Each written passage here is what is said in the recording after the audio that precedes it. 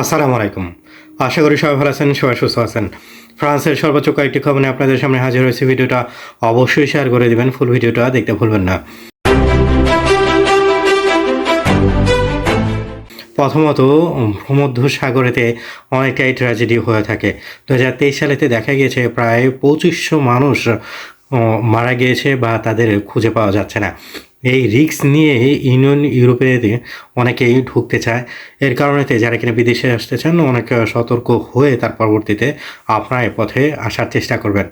Solidarity আজি phone থেকে পুনরায় আবার সার্ভিস দেওয়া শুরু হয়ে গেছে। আপনারা যদি আমাদের সার্ভিস নিতে চান, আমরা যখন সার্ভিস দেব তখন আপনারা আমাদের পেজগুলোতে দেখতে পারবেন। তার পরবর্তীতে যারা কিনা সর্বপ্রথমে আমাদের মেইল বা মেসেজ দিয়ে থাকে তাদেরকে অ্যাপয়েন্টমেন্টে দিয়ে আমরা সব সময় বিনামূল্যে সার্ভিসে দিয়ে থাকি। 1.1 মিলিয়ন মানুষ বা রিটায়ার্ড প্রাপ্ত ব্যক্তি তারা 700 ইউরো করে পাবে সেপ্টেম্বর মাসে। এটা আম্পো অফিস থেকে তাদেরকে দিবে এমনটাই দেখা যাচ্ছে।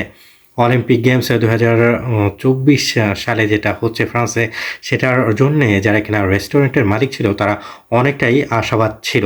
কিন্তু দেখা যাচ্ছে এই জিনিসটা তারা কম্পিটিশনে পড়ে গিয়েছে।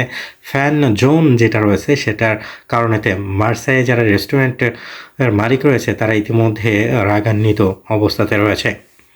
ফ্রান্সে গরমের অবস্থাটা কিন্তু অনেকটাই বেশি দেখা যাচ্ছে।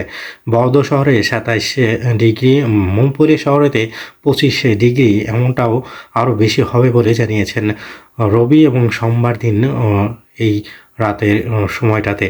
2024 সালেতে অলিম্পিক গেমসে খেলতে আসছে ইসরায়েল থেকেও, কিন্তু তাদের অ্যাথলেটকে ইতিমধ্যে হুমকি ভরা তারা মেল পেয়েছে যে তাদেরকে মেরে ফেলে দেওয়া হবে, এমনটাই তারা জানাচ্ছে। ইতিমধ্যে ইনকোয়ারিও বসেছে এটা নিয়ে। ফ্রান্সের 80% লোক তারা মনে করছে যে সকল ব্যক্তিকে ফিশে এস এটাতে রাখা হয়েছে তাদেরকে যাতে করে অযোগ্য ঘোষণা করা হয়, এমনটা তারা উল্লেখ করেছে, যাতে করে ফ্রান্স নিরাপদে থাকতে পারে, ভালোভাবে থাকতে পারে।